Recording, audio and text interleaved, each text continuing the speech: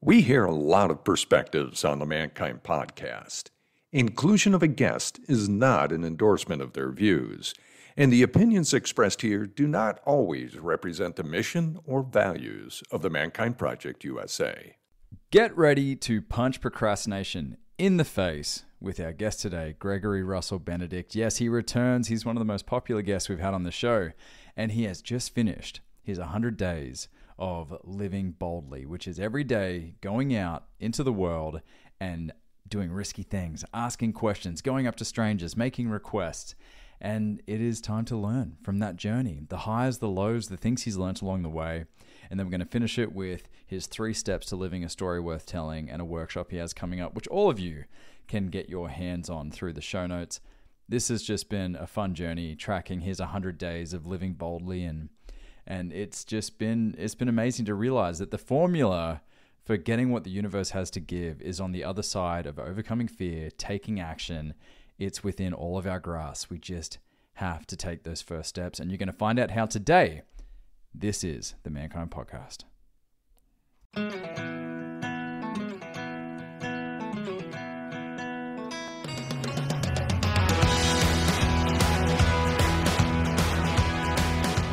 Alrighty. So, today and welcome to another live recording of the Mankind Podcast, the show where we break the molds of modern manhood to prove there's more than one way to be a man. And we are joined today by a previous guest, Gregory Russell Benedikt, who joins us to talk about the finish of his 100 days of bold action. You might remember episodes we did with him where he began his journey, and then subsequent episodes as he was working through some of the things he was learning through taking these bold actions, things like knocking on a stranger's door and jumping in their pool. We're going to hear about that, but also Greg's going to be bringing some gold. If you listen to his Ikigai episode, which I know many of you did, Greg's going to be adding even more value to the conversation. We're going to be talking about dreams. We're going to be talking about what gets in the way of people being able to take clear action steps. And you're going to be able to walk away today with some 3 very simple action steps on how to actually start living a story worth telling. Gregory Russell Benedikt, mate, welcome back. It's so good to be back. I feel like I'm becoming a regular, and the more time I get to spend with you, Brandon, the better. Yeah, I agree. Definitely. And we've gotten to see like the evolution of your mustache and hair as like each episode's gone by. That is really the most important thing to pay attention to today. It's the mustache and how it catches the light. The perfect angle. Yeah, at least you can grow one. I can't. I look like a 15-year-old with peach fuzz who's trying. So, no, mate, rock it. You're rocking it. So, yeah, man. I'm excited to jump in. You finally completed your 100 days. And so give us some insights into how that journey has been for you, the lessons you've taken away, and how you're kind of relaying the experiences to your clients. Yes. So we were just talking about how we want to make this standalone so that if you haven't heard episodes 1 and 2, if you haven't spent enough time with this mustache, you can take away some lessons from today. And what we're talking about, this 100 days, is a 100-day challenge I embarked on where I spent 100 days asking strangers for outrageous things. This was partially inspired by a book called Rejection Proof, which is fantastic. It's written by Jia Jiang. It's called Rejection Proof, and it is such a powerful book. I highly recommend you check it out. The other part that inspired me was this phrase that I've always been a huge fan of. Ever since I was little, I've loved the phrase, "Fortune favors the bold." It's just this cool quote. And as I grew up, I started asking myself, what if fortune favors the bold wasn't just a cool quote, but rather a formula for how the universe works? And let me explain that a little. Let me unpack that a little. We can't control what happens to us in life. I call that fortune. But we can control how bold we are being. And my hypothesis that I developed over the years was that if we turn up the boldness in our lives, then what happens to us, or fortune, must also increase. And I'm a huge fan of Stoicism. I'm a big fan of separating what we can and can't control. And so realizing that I can control how bold I'm being. I can go out every single day for 100 days and ask strangers for these crazy things. And that might in turn improve my life was electric. It was a super fun experience, super challenging, and we'll get into some of those challenges. but I recently completed the 100 days and it ended with a bang. Before we get to the bang part, what were some of the highlights along the way? I know you kicked it off with knocking on a stranger's door and asking if you could jump in his pool, and that kind of went viral for a little bit on TikTok, right? That was definitely one of the highlights. I think that was day 4. I knocked on a stranger's door, put on my best smile and said, "Hi, my name's Gregory, and I was wondering if I could jump in your swimming pool." And hilarious experience. He looked back at me like I was crazy, and then he started laughing, and he's like, "Sure, let's do it." And so I jumped in his pool. We made a little video. I posted it on Instagram, and it got 350,000 views in like a week, which I'm not an influencer. That was huge for me. I was like, wow, this is crazy. And so from that was really the catalyst. I started reaching out to all the people on Instagram who had liked the video. And I was like, hey, I'm doing 100 days of this. This was only day 4. What else should I do?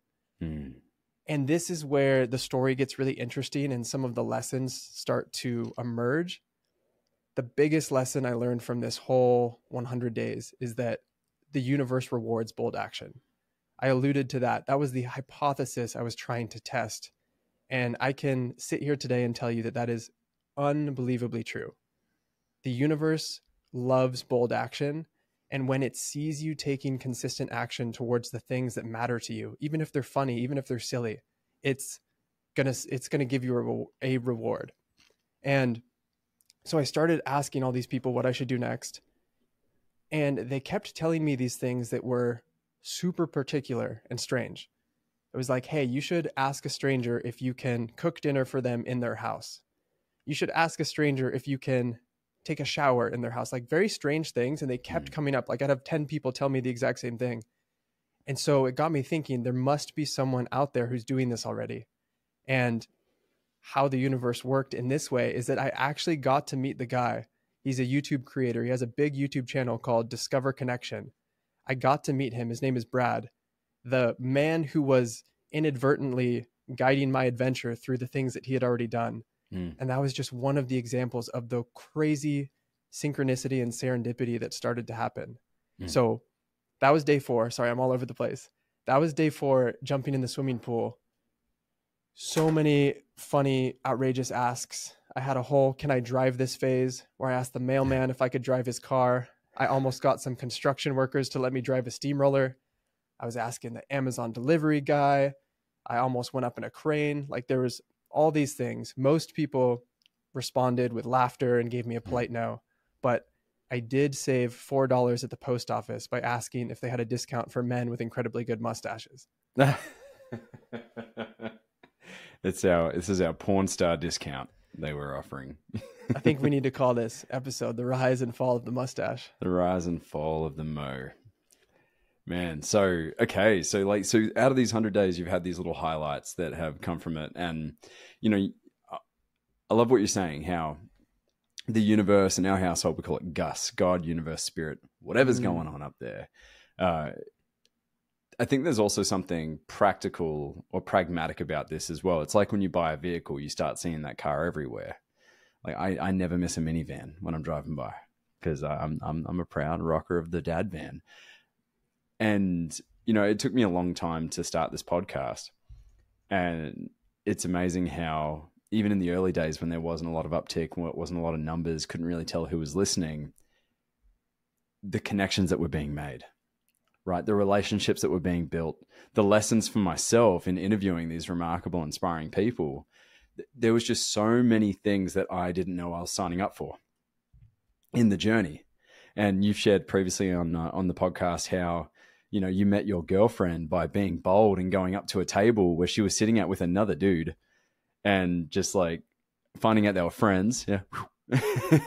And ending up, you know, getting a date. And now you guys have been together for a couple of months now, which is just remarkable. Over a year. Over a year. That's amazing. So clearly the math works. We understand the math. And of course, there's naturally going to be that hesitancy to kind of pull the trigger, which was evident in you pausing the 100 days at one point because it was just hard to sustain and maintain. Tell us about that. Yes. So I'll share more about the highs, but there were some serious lows. And I think we really need to get into this because 100 days is a really long time. When I decided to do 100 days, I was like, oh yeah, 100 days, bang, bang, bang, it'll be over. 100 days is more than 3 months. It's more than a quarter. That's a really long time. And I started off really strong. Again, I had this momentum, wind in my sails. Things were going great. And then at day 66 is when the wheels fell off. At day 66, I lost my why. I lost the reason I was doing it. I started to question everything. I came up against this invisible force called resistance, which I'll talk a little bit about later. And when you come up against resistance, you don't just stop and admit defeat. You come up with all of these rational, logical, really good sounding reasons for why you should stop. And I was like, I feel like I've gotten everything I need. I've learned everything I need to learn from talking to strangers. Let me start making bold asks around my coaching business and proposals and things that will actually move my business goals forward. And I did that for a couple of days, and then more resistance, more excuses, and then I just kind of stopped. There's a 2-week period where I wasn't making any bold asks. I wasn't talking to any strangers, and it sucked. It was really hard. I think we had recorded 2 episodes already about it. So I was like, oh man, I gotta finish it to complete the story arc, but also just for myself.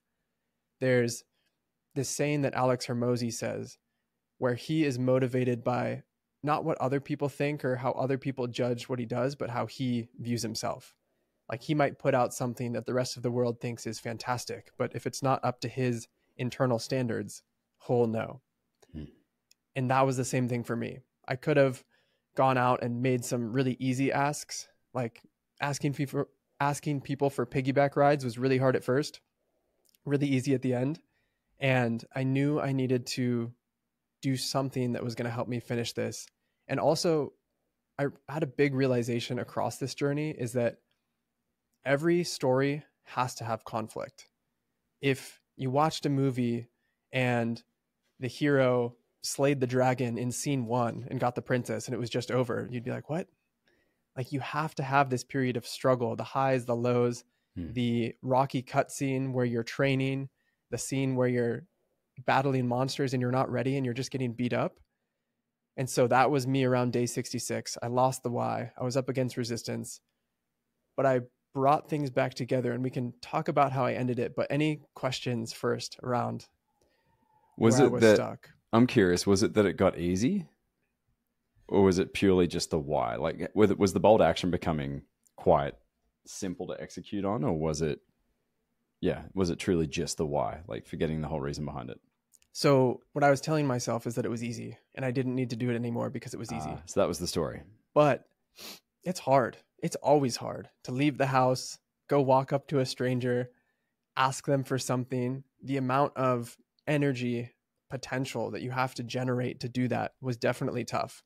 Mm-hmm. And yes, it got easier, but it was still hard. And then there was some truth to it of saying, I've learned what I needed to learn from this. Let me shift it. Let me change it up a bit. Yeah, I get that. I totally get that. So there's this almost sense of like, hey, like this has served its purpose. And maybe the goal, maybe 100 was just an arbitrary number, just a nice, clean 3 digits that seems like a great, worthy goal. And in many ways, that could have been the case, right? It's like, okay, how many times this is where I think goal setting can be kind of overrated in a way, because when has a goal not changed in some form or fashion? When has a goalpost not kind of moved in most goals? Like I know sometimes that there's a fixed track or fixed path, but I mean, that's life. Things change, things shift. I signed up for a fitness challenge this month, which was like rucking. It was doing a distance ruck with like 50 pounds on my back. And we booked a vacation. Bindi got sick. I got sick. And it's like, okay, the goal just had to change. There was no point having everything else and not booking the vacation because of some rucking challenge. Like that's just life changed. Life happens. The goals can change. However, I remember you text me around New Year's being like, man, I've got to get back on the bandwagon. I'm doing this. Like I'm going to see it through to the end. And so what was the catalyst to get back on? And then I want to hear about this ending with a bang. Yeah, I'm really building it up. The catalyst was, like I said, just knowing that I wanted to complete it for no one else but for myself. Because I had said I was going to do this, I wanted to keep my word to myself and also show that as someone who is usually able to just stay consistent and be disciplined and bang out these challenges, because I do shorter ones, didn't realize how long 100 days was going to be. I wanted to prove to myself that I could do it. And so much came out of falling off and then getting back on the wagon. It was a humility. It was a realization that just because I've done this before doesn't mean that it's going to be easy this time. And I think the biggest motivator was the underlying hypothesis and both wanting to tell the story in the future, but prove to myself and to the universe that I was committed so I could continue to reap those rewards.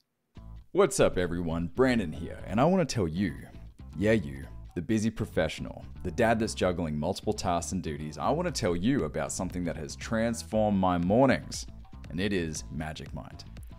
Now imagine having energy all day for work, dad duties, and perhaps some to spare in the evenings. A couple weeks ago, I was hitting that afternoon crash hard. The 2 p.m. blues were the soundtrack to my life, and then I got a hold of Magic Mind.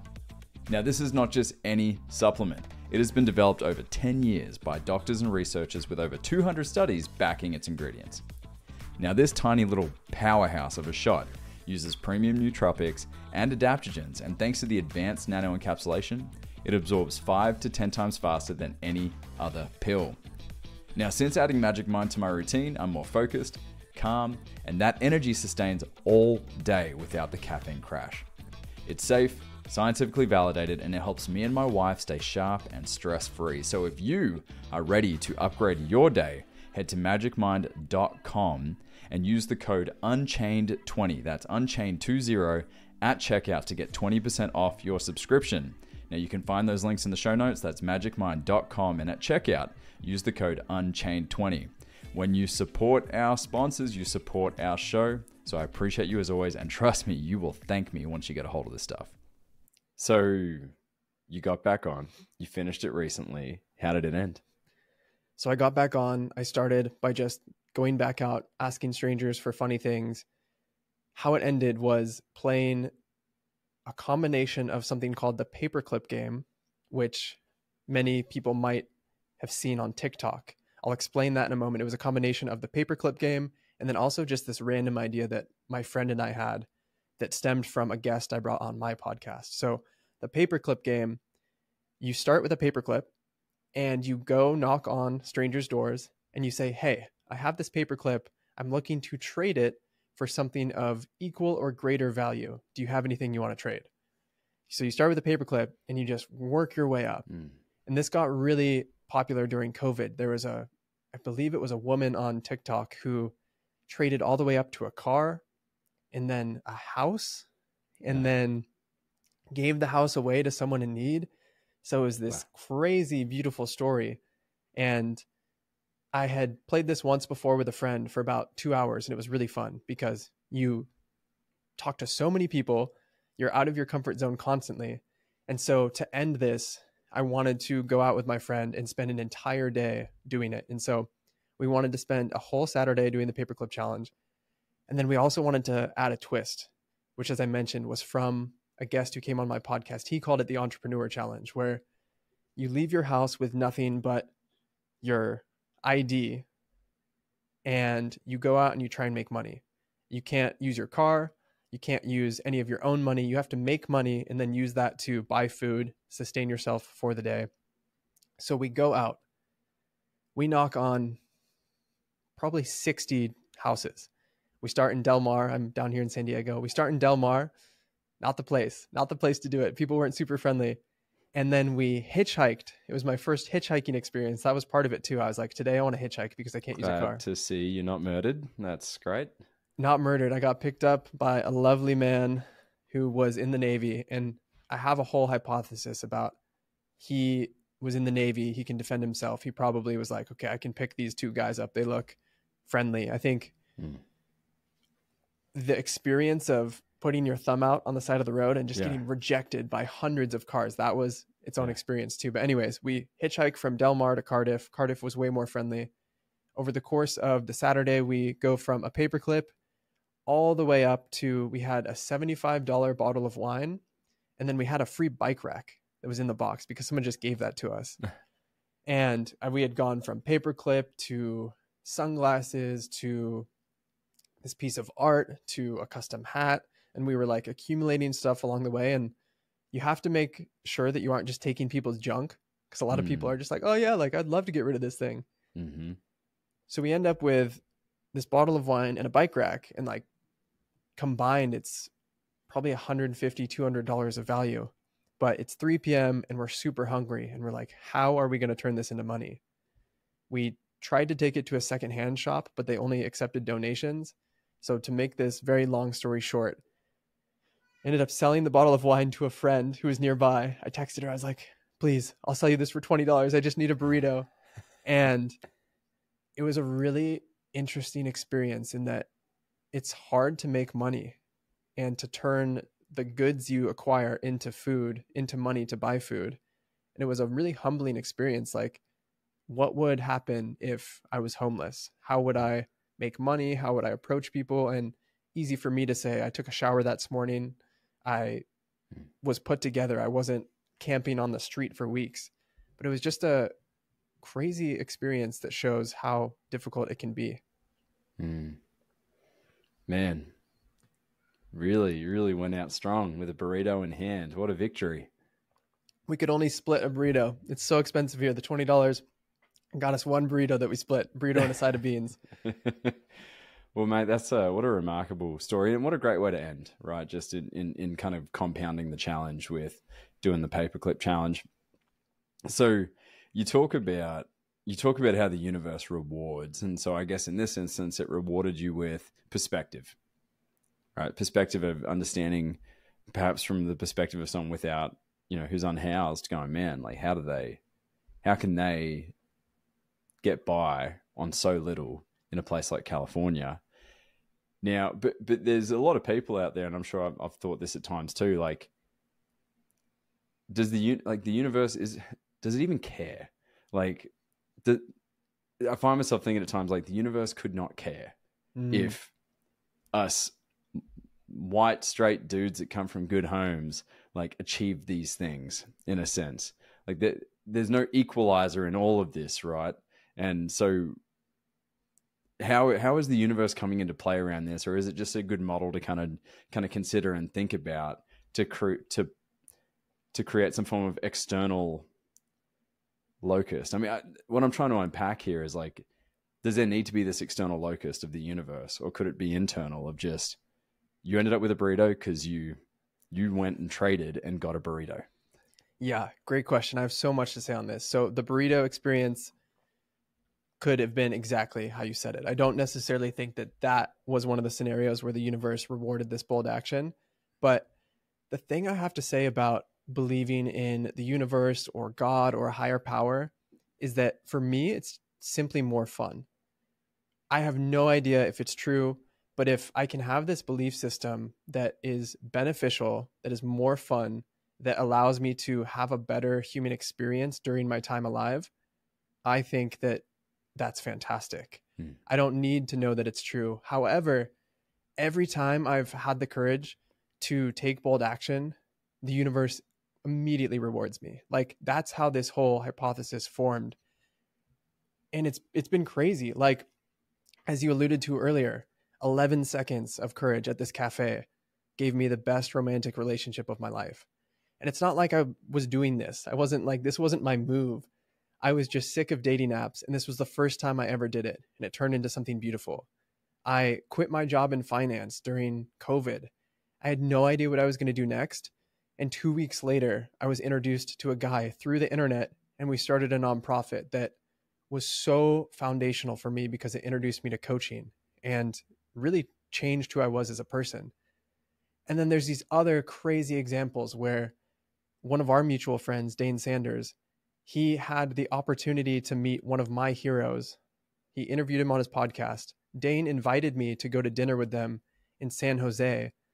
I jumped in the car and drove 8 hours to meet them for dinner. And this guy, this hero of mine, his name is Gregory, and I had met him on a plane 5 years previously, and him and his wife had given me 3 things to work on to live a wonderful life. It was like the old mentor and the young student.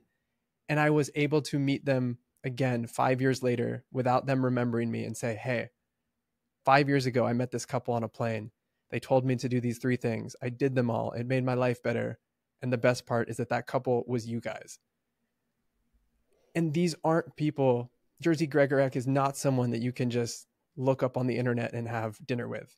He's very successful, very secluded. So the opportunities like that, where it feels like I'm in a movie and things are coming full circle, I don't know how to explain that besides the universe rewarding the bold action, because if I wouldn't have been bold in those situations, the opportunity wouldn't have arisen. Yeah. No, I mean, beautiful explanation. I mean, even just on the plane, you could have kept your headphones in and not sparked up a conversation with this like ripped old dude and his wife on the plane.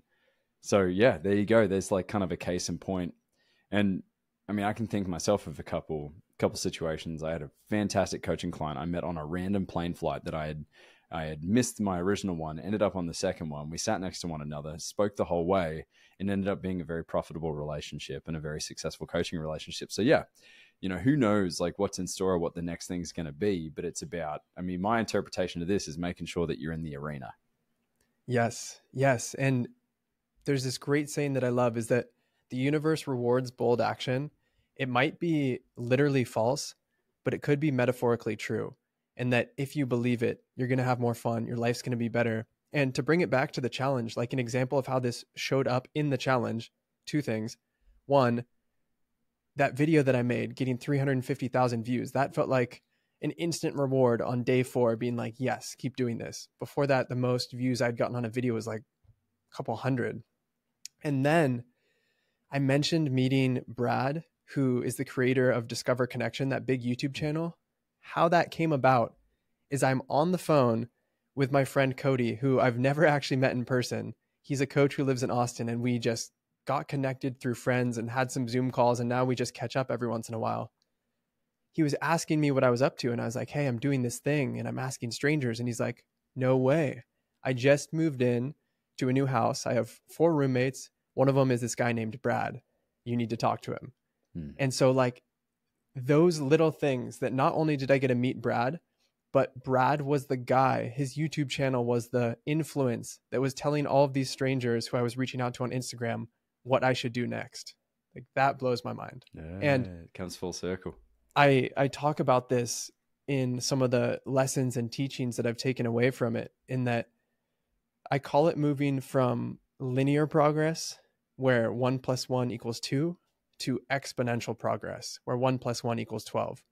The theory is that when you take consistent, bold action, the universe sees that and it rewards you.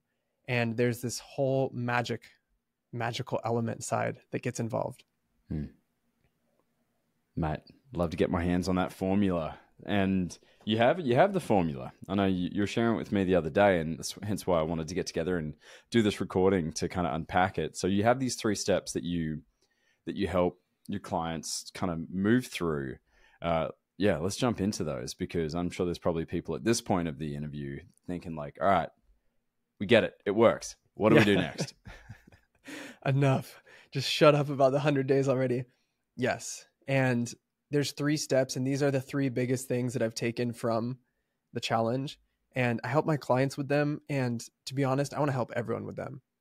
I've led a few trainings using these 3 steps as the crux of it all. And 100% of the people had positive results. They took action. And here are the 3 steps. We'll get into it, and I'll unpack some of the things that come up along the way. So the first step, and I call this 3 steps to living a story worth telling. Living a story worth telling is something that is super core to me. It's having the courage to live the life true to yourself, not the life others expect of you. And it's embarking on your hero's journey, stepping into the arena, like you said, and saying, this is what I want my life to be like. So step 1 is defining your dream. And we were talking about this.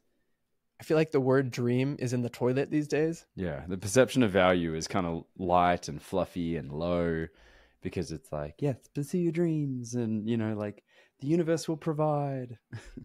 Exactly. And I actually, as someone who has a podcast called the Dare to Dream podcast, and I talk about dreams all of the time, I actually don't like the word. I wish there was a better alternative, but I haven't found anything yet. So if you're out there listening and you have suggestions, please let me know. But before you do step one, which is define your dream, we first have to define what the word dream even means. Because as you mentioned, for some people, it's this pie in the sky aspirational thing. For other people, they're like, oh, my dream is this thing that I'm working on every single day, and it's tangible and it's actionable. So 3 questions to ask yourself to find what your dream is. The first is, what is something you want to take action on right now, but you haven't had the courage to do so? You're scared and it's keeping you stuck. Second way to think about your dream is what you would regret not doing. What you would regret not doing if you got to the end of your life and you're laying there and you're like, damn, what if I did that thing? And then the third way to work out what your dream might be is something that you've been putting off until someday or one day. I love the saying, someday isn't a day of the week. It's not in the calendar. Like, where is that? And so you can use those 3 questions to figure out what is your dream for this chapter, for this phase of your life, and to start taking action. I like those questions because they cut through a lot of BS. Yeah. And kind of get to like, we don't have to be super pragmatic right now. We have to let's just get it out. Let's get the thing that's burning inside of you out. So it's objective. It's no longer spinning around in your head or your heart. Here it is. So, okay. So there's three questions, man. They're in a coaching session at that point. And so then we start defining the dream. What's that look like? So step 1 is defining the dream. And from all of the people I've taken through, some people have the big aspirational, but what has emerged is that most people just take action on something that they've been putting off. So I call it punching your procrastination in the face. Like, people just get it done. They feel so good. And how they do that is step 2. Step 2 is creating your commitment. And what we do here is we leverage something, it's a psychological term called a commitment device. A commitment device is an action you take in the present moment to lock in a desired future action. A super simple example of this would be, you want to go on this vacation. You've been talking about it for years. You keep putting it off. Log on Google Flights and book the ticket. Non-refundable. Boom. Yeah. You took action today that locks in the fact you're going to go on the trip. And so in step 2, we talk about creating the commitment, using a commitment device. And the reason you have to do this, and the reason you have to do something that's bold, is because of resistance. Resistance is this invisible force that shows up to keep you stuck. It shows up as fear, procrastination, perfectionism. It shows up as you sitting down to write the first sentence of your book and then saying, you know what? Right now is the perfect time for me to go clean out my entire garage or categorize my sock drawer by color. Resistance always shows up as these things that make sense, but it's really just trying to keep you from doing the thing. And the more you care about it, the more personal it is to you, the more resistance will show up. So we create the commitment using a commitment device to lock in that skin in the dream. game. Skin in the game, right? Skin in the game. And then the third step is just take bold action. So use that commitment device, make it outrageous, make it funny. Hey, it's Boysen here with the Mankind Podcast. We are closing in on 100 5-star reviews of this podcast, and we have a goal. Brandon and I want to get to 250 5-star reviews. So help us out, will you? Please go to the Mankind Podcast on Apple Podcasts or Spotify and leave us a review. Thank you. One of my favorite historical examples of a commitment device comes from Victor Hugo. He wrote The Hunchback of Notre Dame. And in 1830, he had 6 months left to write it, and he hadn't even started. His publisher found out and was like, we're mad at you. You now only have 6 months to write this book. And he knew he needed to do something bold in order to beat his procrastination. So he gathered up all of his clothes and he locked them away. He literally had nothing to wear but a big shawl, like this big blanket, and he would drape himself in it and write furiously. And he ended up finishing the book because he couldn't go outside anymore. He couldn't go socialize. He couldn't go hang out with friends because he'd be too embarrassed to go out in public wearing a blanket. That's what Schwarzenegger would do when he was cutting, when he wasn't at the body fat that he needed to be. He would cut a midriff in his shirt, so you could see from like the bottom of his pecs down through it. So when he had a belly, it's like, I can only go outside in this midriff. So good. Yeah. Or some I've seen guys not shave. They'd be like, I'm not going to shave until it's done. So yeah, so you're creating this kind of like, you're turning up the heat a little. Exactly. And I've found in my own life that the more outrageous, the more playful, the more fun you can make the commitment device, the better, because then it makes taking that action on your dream fun. It makes it a little less scary. So step 1, define your dream. Step 2, create your commitment. And step 3, take bold action. Do the thing and see what happens. So those are the 3 steps, and you get benefit from taking the action. But like I alluded to earlier, I think there's this magical 4th step that happens, that when you're in action, when you're consistent, the universe gets involved and it rewards you, and crazy things start to happen. Doors begin to open. You meet the people you're supposed to meet. Synchronicity and serendipity start showing up. Amazing. Yeah, and that's where it compounds. I see it. So, man, this is good. This is gold. There's so many different frameworks that people can to use to activate, right? To activate action and change in their lives, and then ways to kind of integrate that so that it becomes kind of the new normal. And I love the way you've laid this out. It's clear and evident how you've been able to use this for yourself, and if this is what you're applying to your clients, no wonder actions and results are following. So, may I understand that you've put together a little call to action for our listeners today that want to get involved. You have grossly underpriced it, and I'm very mad at you. I've got my business coach hat on right now. But yeah, it's a low ticket, low barrier to entry, but there's a lot of value behind these workshops that you've put together. So tell us a little bit about those. Yeah, I think the first thing I want to say that came up when you were sharing is that I will never create anything that is a framework that came from my head. All of this stuff comes from putting myself in extremely uncomfortable situations and seeing what works and testing it in the real world. Like, I never want to be doing things or telling my clients to be doing things that I haven't already done myself. So all of this comes from experience out in the world, sweating through a lot of shirts, being uncomfortable, because your comfort zone is great. It's comfy, but your comfort zone is where your dreams go to die. And you need to get out of it in order to close that gap between who you are today and who you could become. And so I've put together a workshop, a 3-part workshop, super simple, around these 3 steps. And I found that getting people together to do these things. So session 1 is defining your dream. Session 2 is creating your commitment to lock in action that you want to take on that dream.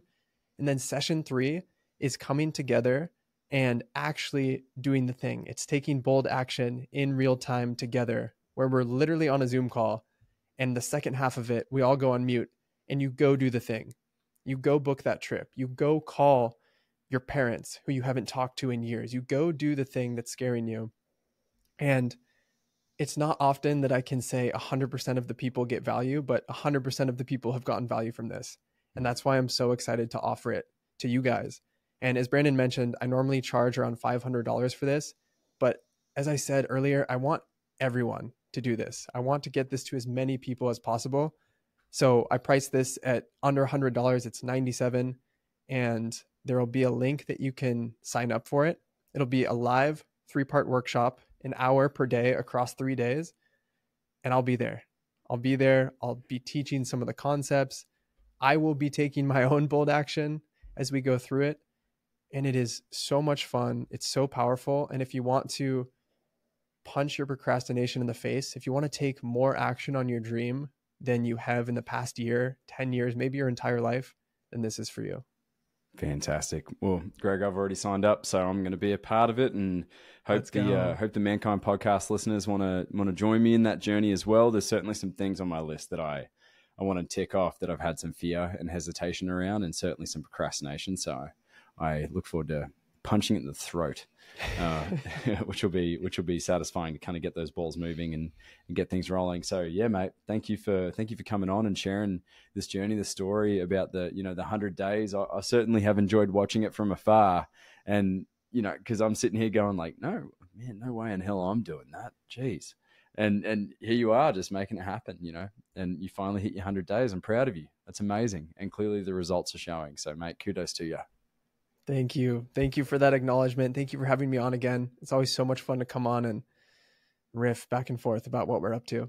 Absolutely, man. And the audience clearly loves you based on the numbers, and it's great to have you back. I think you and I plan to have a lot more little conversations like this. I think we have a good little back and forth, bit of alchemy between us that we can leverage into some great conversations.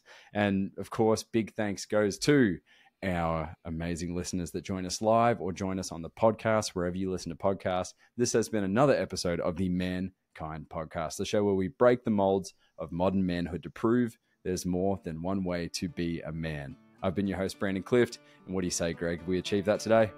Yes, we did. Thank you. Yes, we did. Lots of love. See you next week. This has been another episode of the Mankind Podcast, produced in association with the Mankind Project USA.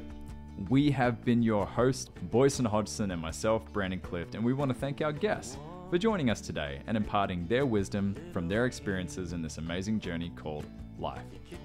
If you want to find out more about today's guests and support them in their mission, you can find links to them in the show notes. Now, if you have found gold and insights that you believe could benefit your loved ones and those you care about, be sure to share it with them. And of course, we are always grateful for a rating and review of the show on iTunes. Now, above all else, we've got to thank you, the listener, because through your attention and your support, you have made it possible for us to let men all over the world know that they are not alone and that there is more than one way to be a man. And if something in this episode has touched you, then perhaps it is the call to action to get involved in men's work. With live trainings happening constantly and in-person trainings happening all over the world, the Mankind Project definitely has something for you. Now, if you've enjoyed the music in this episode and all of our episodes, be sure to check out Jim Donovan and the Sun King Warriors. I have links to them in the show notes. And lastly, just know, what it means to me to be a man is completely different than what it means for you. That is the beauty of this journey.